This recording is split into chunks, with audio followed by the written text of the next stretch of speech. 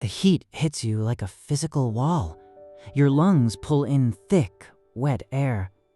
The canvas straps of your rucksack dig deep into the burned skin of your shoulders, holding 80 pounds of ammunition, water, and dread.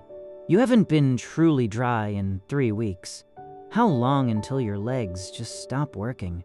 It is July -19068. You are a 19-year-old infantryman in the U.S. Army's 1st Cavalry Division. You are in the A Shau Valley. You are humping through the dense, triple-canopy jungle of South Vietnam.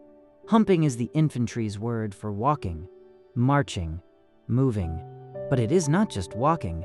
It is a slow, agonizing crawl through razor-sharp elephant grass that slices your arms. It is wading through waist-deep swamps that smell of rotting vegetation. Historian Christian Appy, in his book Working Class War, points out a staggering reality about your situation. While there are over 500,000 American troops in Vietnam by this point, only about 10 to 15% of you are actual combat infantry. The grunts. You are the absolute tip of the spear. And your small fraction will take over 80% of all American casualties in the war.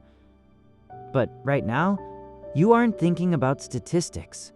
You are thinking about the sweat stinging your eyes. You are thinking about the leeches crawling up your damp, fatigued trousers. You are thinking about your feet. Immersion foot, jungle rot, ringworm. The environment itself is trying to kill you before the enemy even gets a chance. How do you fight a jungle? A typical day in the bush begins before the sun rises.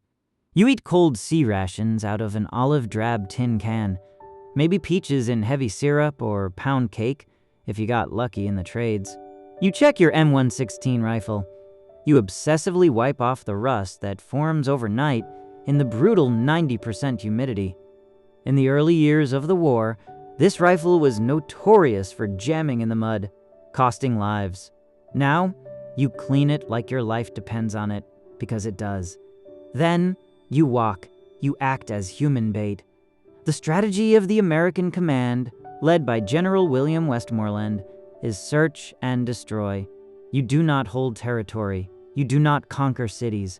You walk through the jungle to find the hidden enemy, the Viet Cong or the North Vietnamese Army, and draw their fire. Once you find them, you call in overwhelming air and artillery support to destroy them.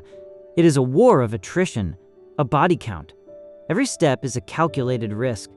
The point man, the soldier walking at the very front of the patrol, stares at the ground. He is looking for a slightly disturbed pile of leaves, a wire no thicker than a fishing line, booby traps, punji stakes, which are sharpened bamboo sticks coated in feces to cause severe infection, hidden in shallow pits, bouncing Betty landmines that spring waist high before detonating. The psychological strain of knowing your next step could blow off your legs is exhausting. Marine Lieutenant Karl Marlantes, in his visceral memoir Matterhorn, described this existence not as a traditional war of grand maneuvers, but as a severe, ongoing physical labor camp where people randomly shoot at you. You carry claymore mines, smoke canisters, a steel M1 helmet, canteens of water that taste like iodine purification tablets, and endless bandoliers of ammunition. What happens when the sun finally starts to go down? You do not get to rest. You find a clearing, an LZ, a landing zone, if you are lucky enough to have helicopters bringing in a hot meal, or taking out the wounded. If not, you just find a defensible patch of dirt.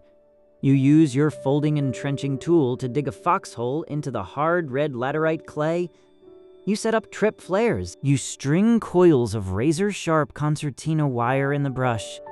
As the darkness falls, the jungle comes alive. It is a darkness so complete you cannot see the hand in front of your face. The monkeys scream. The insects roar in a deafening hum.